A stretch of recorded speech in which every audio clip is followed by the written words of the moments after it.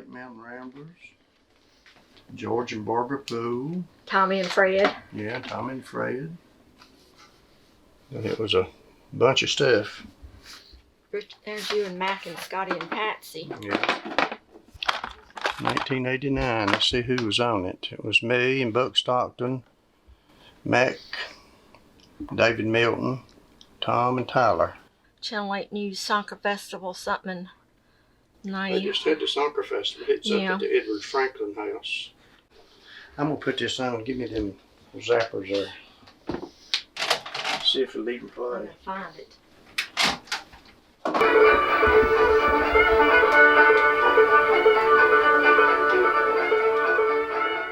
All them fiddlers that I knowed, every one of them was different from one another.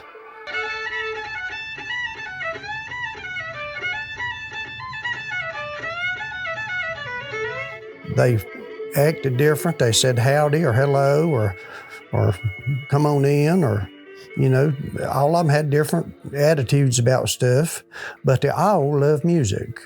And they all had different ways of playing them same tunes, you know. Everybody played Soldier's Joy, but they all sounded different.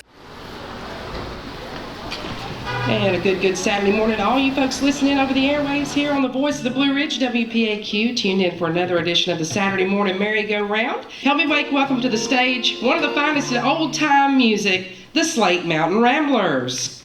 All right, thank you very much, Jenny. We appreciate that. Yeah, we got a few little dedications, but we'll just get right into an old tune called Soldier's Joy.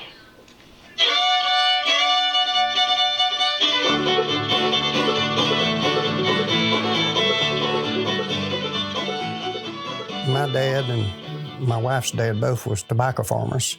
We was, me and my cousin, second cousin actually, was bringing a load of tobacco to the local warehouse here in Mount Airy on Saturday morning.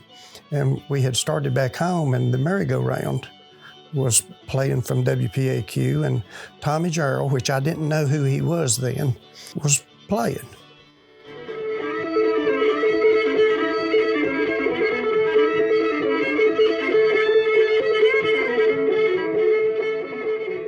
And I thought, well, that's the prettiest music I'd ever listened to, you know, him playing. And I told my cousin, I said, I believe I could play a fiddle like that if I, you know, had one. And not knowing, he said, well, we'll just see. I got one at the house. Goes upstairs and gets that thing out from under the bed. It probably had a 1/4 of an inch of dust on the case where it had been crammed on the bed for so many years. And I brought it onto the house, but it only had 3 strings on it. It didn't have a G string on it. From Saturday till the next Saturday, I went back over there and I get the fiddle case out from the back of the truck and here I go towards your house and he's sitting up on the porch and he said, how you doing with your fiddle playing? And I said, well, get your guitar and we'll see. All right. What you gonna do? We'll do a little bit. I ain't gonna work tomorrow. We'll send it up to the Sue Nestor.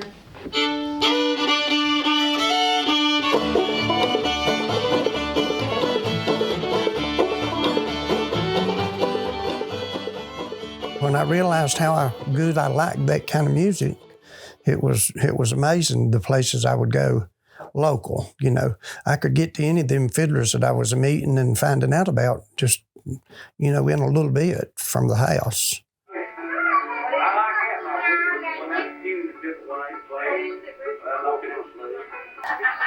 Oh, you had black hair and a black beard, didn't you? I know, it's been a long time since we've even watched any of that stuff. And they was all real free with their music. They would just invite you in. If it was mealtime, you'd eat. If it was milk time, you would go with them to the milk barn.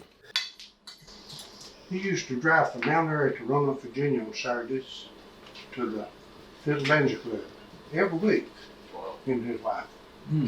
They didn't pay nobody to play.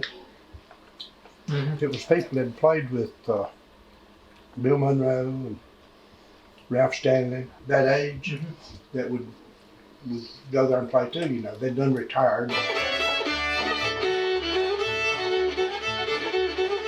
And when they'd get back home and get their chores done, they was willing to sit down and play tunes till you could learn them.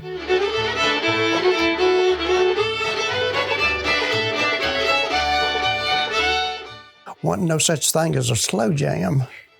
I mean, you caught them tunes when you caught them at full speed. It ain't like it is now. It's got words to it, but I just play it.